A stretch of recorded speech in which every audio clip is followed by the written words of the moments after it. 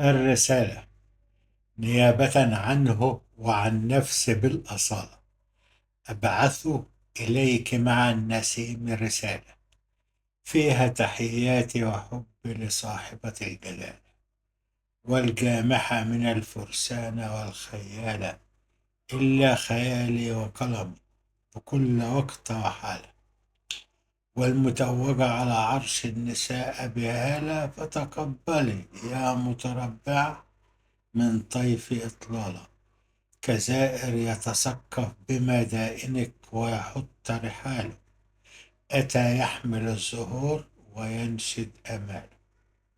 عسى بعض معالمك اشتاقت وصاله، وتثني عليه في ولاءه ونضاله، فهل أنت متهيئة لحسن استقباله، أم أنت بعد تناوئيه وتخافين احتلاله، مع إنه مسالما وفي الكنانة نباله، لا تخافي جيوش شوق وحنين رجاله، وفي الإمكان تخديرها ومهادنة أفعاله، فقط ألا تنسجمي مع رقة أقواله، ولا تقودك نظراته إن رمى حباله،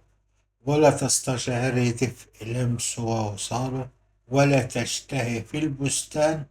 موزه وبرتقاله، فكلما رجا أن يرى في عيونك خياله، بعض الوقت وأنت تتسلمين الرسالة. كلمات الشاعر محمد البستاني.